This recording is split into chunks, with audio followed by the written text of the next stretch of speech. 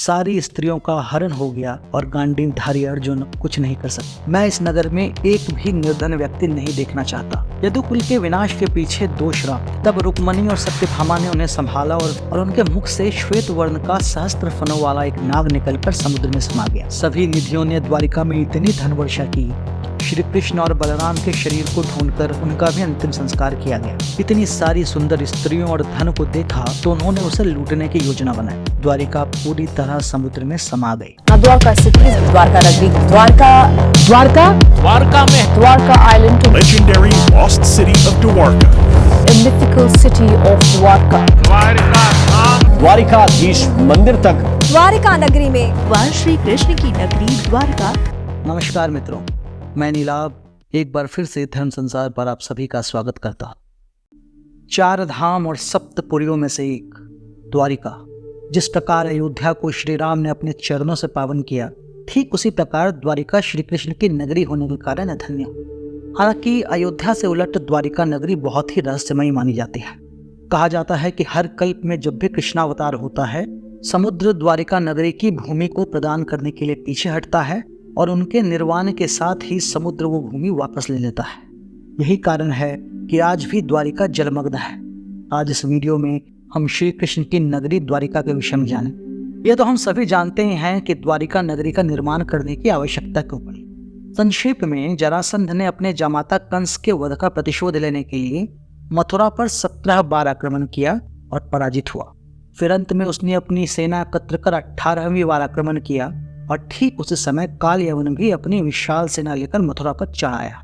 इस 2 तरफे आक्रमण से अपनी प्रजा को बचाने के लिए ही श्री कृष्ण ने सभी ओर से सुरक्षित द्वारिकापुरी बसाने और मथुरा छोड़ने का निश्चय किया।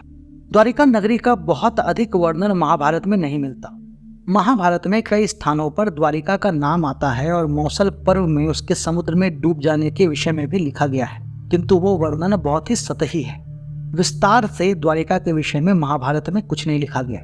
कारण ये भी है कि महाभारत में महर्षि वेदव्यास ने श्री कृष्ण की लीलाओं का बहुत अधिक वर्णन नहीं किया है। श्री कृष्ण लीला का वर्णन हमें श्रीमद् भागवत पुराण में मिलता है। हालांकि वहां पर भी द्वारिका नगरी की स्थापना के विषय में बहुत अधिक जानकारी नहीं दी गई है। जितना वर्णन द्वारिका का भागवत पुराण में है, उससे थोड़ा कम विष्णु पुराण में दिया गया है। द्वारिका नगरी का मुख्य वर्णन हमें महाभारत के खिल भाग श्री हरिवंश उपपुराण में मिलता है। हरिवंश पुराण के विष्णु पर्व के 58वें अध्याय में द्वारिका नगरी की स्थापना के विषय में बताया गया है। इसमें श्री कृष्ण सभी यादवों की एक सभा बुलाते हैं और उनसे कहते हैं कि उन्होंने देव सदन के समान इस भूमि को प्राप्त किया है। उन्होंने इसका नाम द्वारवती रखा।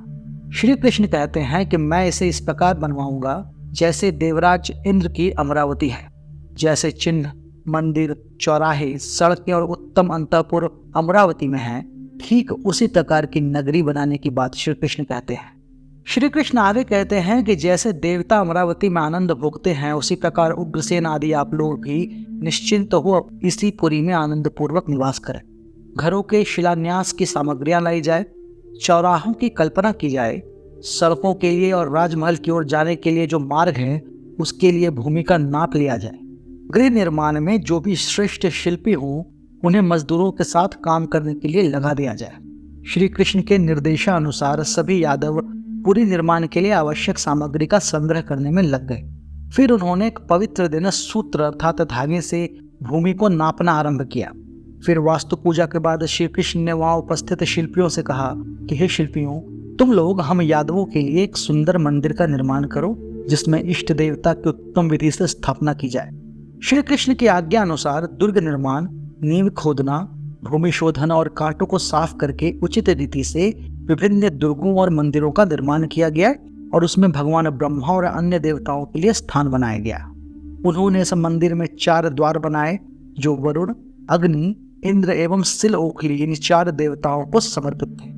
उन्होंने मंदिर में शुद्धाक्ष, ऐन्द्र, भल्लाट एवं पुष्पदंत की मूर्तियां भी बनवाई। जब उन सभी कारीगरों के साथ यादव उस पुरी के निर्माण में लगे थे तो श्री कृष्ण ने विलंब होता देखकर सोचा कि किस प्रकार इस कार्य को शीघ्रता से पूर्ण किया जाए। तब उनके मन में विचार आया कि प्रजापति पुत्र विश्वकर्मा इस कार्य को शीघ्रता से पूर्ण कर सकते हैं। यह सोचकर उन्होंने विश्वकर्मा का आह्वान किया और विश्वकर्मा उनके सामने प्रकट हुए। विश्वकर्मा ने श्री कृष्ण से कहा कि हे प्रभु, मुझे इंद्रदेव ने आपके पास भेजा है। जिस प्रकार देवाधिदेव ब्रह्मा और अविनाशी शंकर मेरे लिए सम्माननीय हैं, वैसे आप भी हैं। मेरे विचार में आप तीनों में कोई अंतर नहीं है। आप तीनों लोगों को आज्ञा देने में समर्थ हैं, इसीलिए मुझे आज्ञा दीजिए कि मैं आपका क्या प्रिय करूं। तब श्री कृष्ण ने उनसे कहा कि हे सुरश्रेष्ठ, आप मेरे लिए एक सुंदर सदन का निर्माण कीजिए। आपको मेरे लिए इस नगरी को बसाना है ताकि यह पूरी सभी ओर से मेरे प्रभाव के अनुरूप गृहों द्वारा सुशोभित हो। जैसे स्वर्ग में अमरावती और मेरा वैकुंठ लोक है, ये नगरी भी उसी प्रकार शोभित हो। तब विश्वकर्मा ने कहा कि प्रभु, आपने जो भी कहा है वो मैं करूंगा, किंतु इतनी भूमि इतने विशाल जन समुदाय के लिए पर्याप्त नहीं है। यदि समुद्र कुछ भूमि छोड़ सके तो ये नगरी सब प्रकार से ऐश्वर्यशाली बनेगी। साथ ही इसकी सुरक्षा के लिए समुद्र देव भी इसके चारों ओर विचरण करेंगे। विश्वकर्मा की यह बात सुनकर श्री कृष्ण ने समुद्र से प्रार्थना की कि हे जलपति, यदि मेरे प्रति आपके मन में आदर का भाव हो तो 12 योजन तक अपने जल को समेट लीजिए। आपके द्वारा प्रदान की गई भूमि पर इस पुरी का पर्याप्त विस्तार हो जाएगा। उनकी प्रार्थना सुनकर समुद्र ने अपने बीचों बीच 12 योजन तक अपने जल को समेट लिया। इससे एक विशाल भूमि उजागर हो गई। तब उस विशाल भूमि को देखकर विश्वकर्मा अत्यंत प्रसन्न हुए। उन्होंने श्री कृष्ण के लिए एक विशाल अंतःपुर का निर्माण किया, जिसमें अलग अलग घर बने हुए थे। उन्होंने महान द्वारकापुरी का निर्माण किया। इस पुरी के श्रेष्ठ परकोटे थे। उसके चारों ओर सुरक्षा के लिए खाई खोदी गई थी और खाई के उस पार स्वयं समुद्र उस पुरी की रक्षा करते थे। उस नगर में सुंदर स्त्रियां और तेजस्वी पुरुष थे। व्यापारी वर्ग उसकी शोभा बढ़ाते थे और बाजार अनेक सामानों से भरा पड़ा था। उस पुरी के तालाब और बावड़ियां जल से भरे थे। अनगिनत सुंदर उद्यान थे। उसके चौराहे बहुत चौड़े और भवन आकाश को छू रहे थे।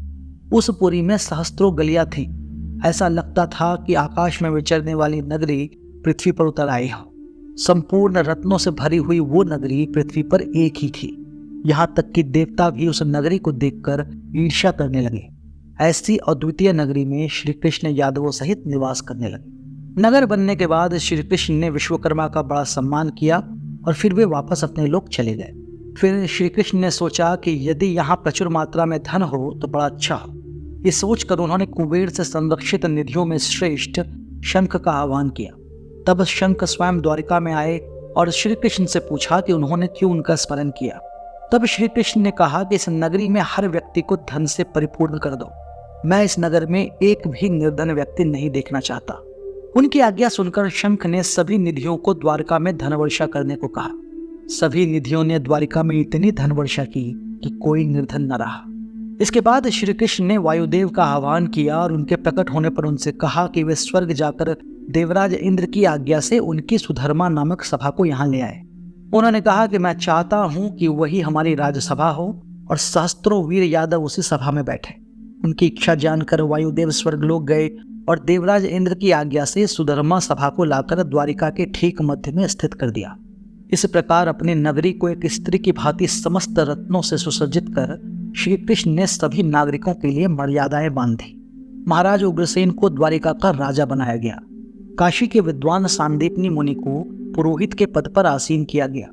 अतिरथी अनाधृष्टि को प्रधान सेनापति बनाया गया और बुद्धिमान विकद्रु को प्रधानमंत्री बनाया गया। फिर श्री कृष्ण ने यादव वंश के 10 वृद्धों अर्थात श्रेष्ठ व्यक्तियों को उस साम्राज्य के सलाहकार के रूप में प्रतिष्ठित किया। यादव कुल के ये 10 वृद्ध थे उद्धव, वसुदेव, कंक, विप्रथु, शफल्क, चित्रक, गद, सत्यक, बलभद्र एवं पृथु। दारुक श्री कृष्ण के सारथी बने तथा सात्विकी सभी योद्धाओं के प्रधान बनाए गए।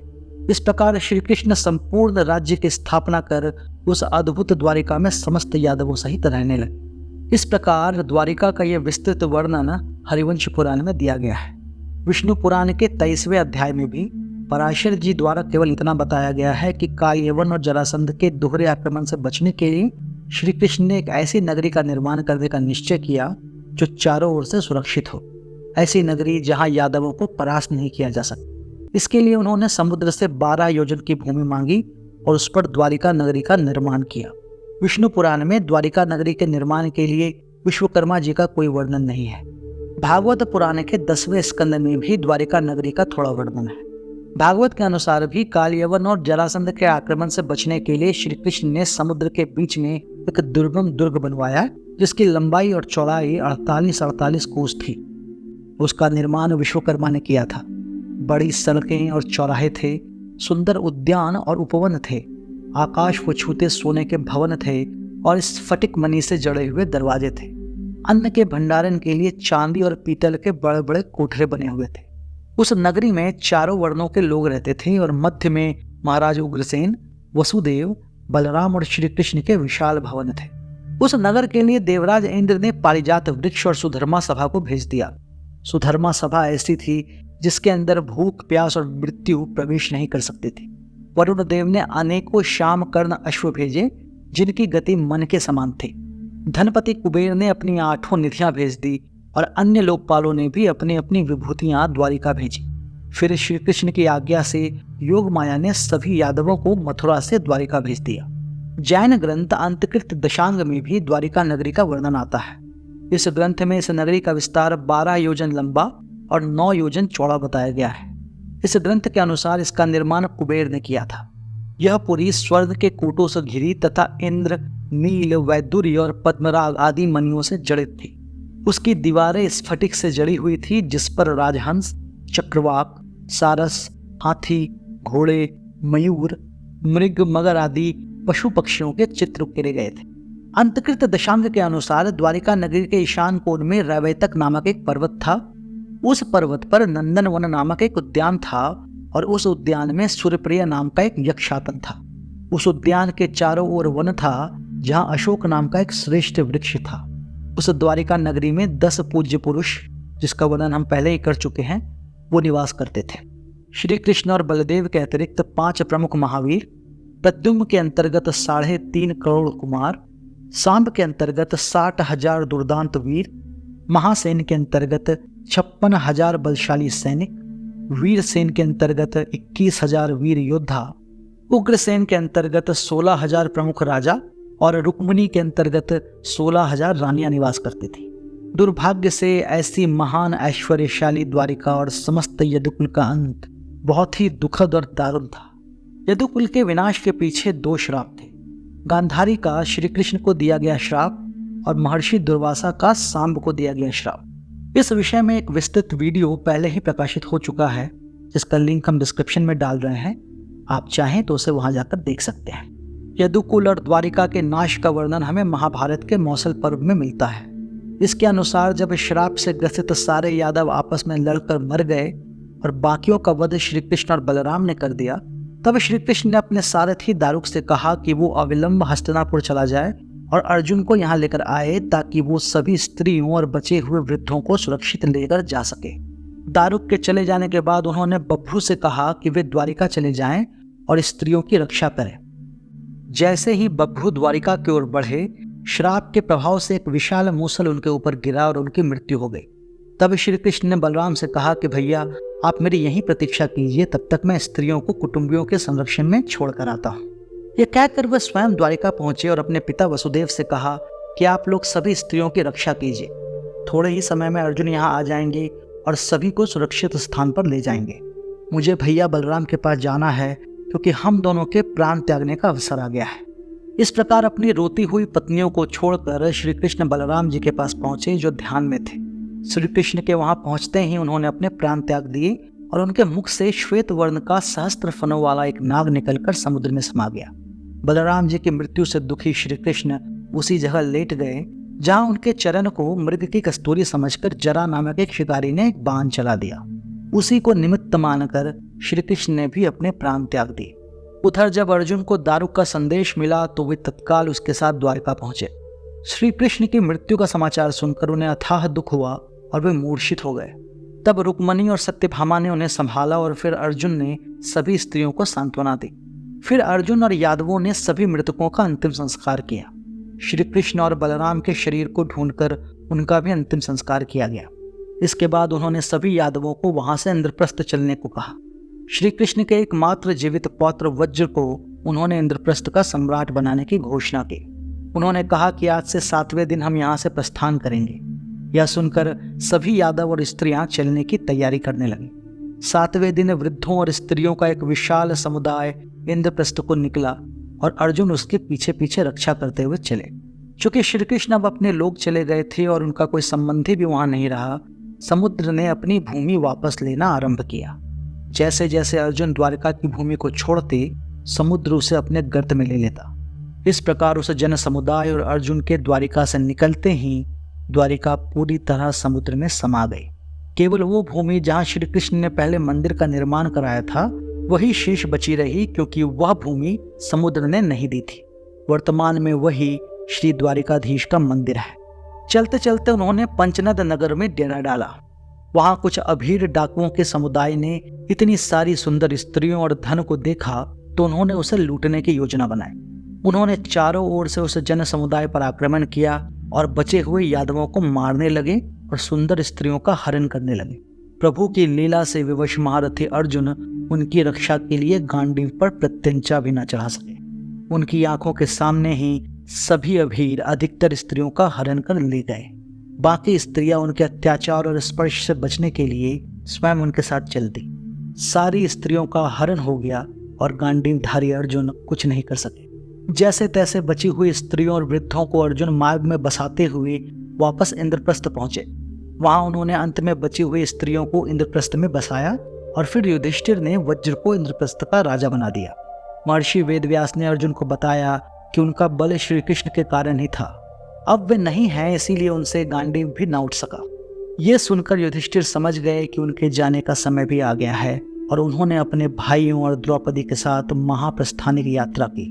मार्ग में द्रौपदी और अन्य पांडवों ने भी प्राण त्याग दिए और युधिष्ठिर अकेले केवल एक कुत्ते के साथ स्वर्ग पहुंचे। शुभम। क्या आप इस कथा के बारे में पहले से जानते थे? यदि आप जानते थे तो हमें कमेंट में अवश्य बताएं। यदि आपको ये वीडियो अच्छा लगा हो तो आप इसे लाइक कर सकते हैं और हमारे चैनल को सब्सक्राइब कर सकते हैं।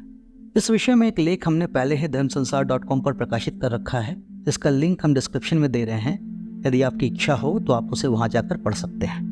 यदि धर्म संसार के वीडियो आपको ज्ञानवर्धक लगते हों तो आप इसे अपने मित्रजनों और अपने परिवारजनों के साथ साझा कर सकते हैं। हम शीघ्र ही एक नई और रोचक वीडियो लेकर आपके सामने प्रस्तुत होंगे। तब तक के लिए विदा चाहता हूँ। ओम नमः शिवाय।